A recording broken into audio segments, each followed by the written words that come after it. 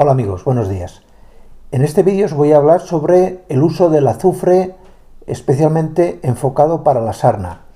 Y me voy a focalizar en el jabón de azufre porque últimamente estoy viendo por algunos comentarios que me comentáis de algunos remedios caseros que son francamente peligrosos. El azufre puede ser bueno, pero al mismo tiempo puede ser muy malo. Y en este vídeo os lo voy a explicar.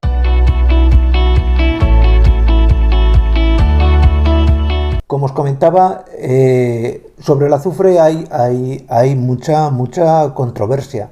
Mucha controversia porque que hay gente que aconseja cosas que en la práctica pues son francamente peligrosas.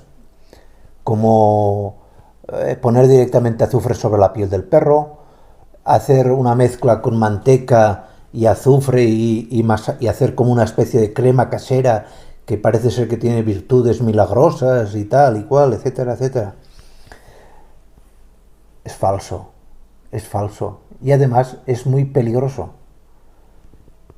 El azufre, si es ingerido accidentalmente por el perro, puede causarle la muerte.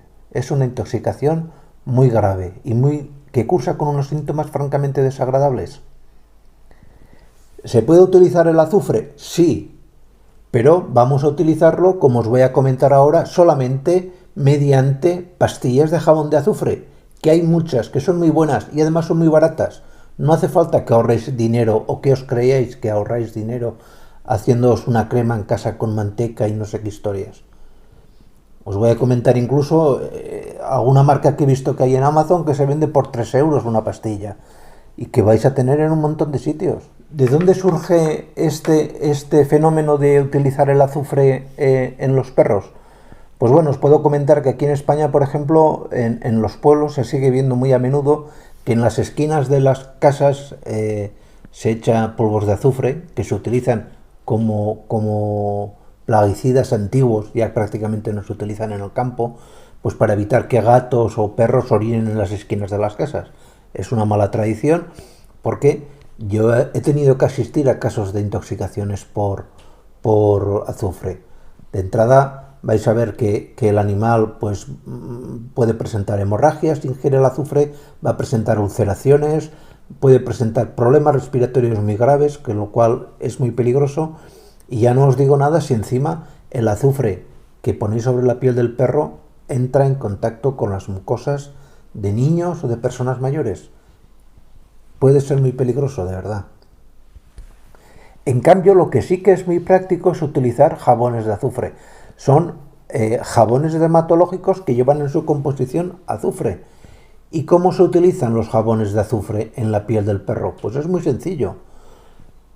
Básicamente, si hablamos del caso de la sarna, que es el caso con el que mayor frecuencia se va a utilizar el jabón de azufre, simplemente tenéis que mojar la pastilla de jabón, hacer que forme espuma.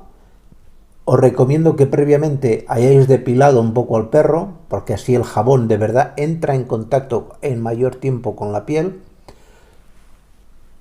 Masajeáis la piel del perro, lo dejáis actuar durante 15 minutos y luego lo aclaráis. Es exactamente la misma forma que tenéis de utilizar el jabón de azufre, ya sea para el acné, ya sea para reducir las arrugas, porque el azufre, una de las grandes ventajas que tiene es que reduce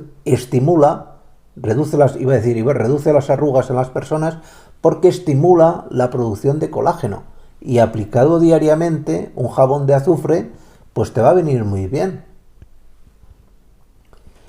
Y ya no os digo nada si encima, en vez de gastaros los 3 euros que vale una pastilla de jabón de azufre, os compráis por 4 euros y medio o 5 euros una pastilla de jabón de azufre que encima lleve ácido salicílico, que es un poco calmante. No es un antiinflamatorio fuerte para la piel, pero sí que puede tener cierto efecto calmante.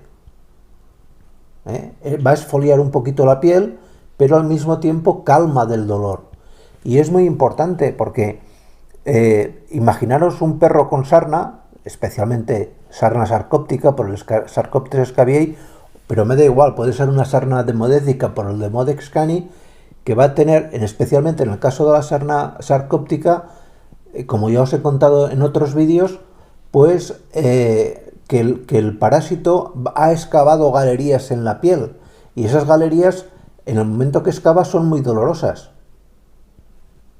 Aquí os pongo un vídeo explicándoos, aparte del jabón de azufre, todos los medicamentos que tenéis que utilizar para el caso este de una sarna sarcóptica.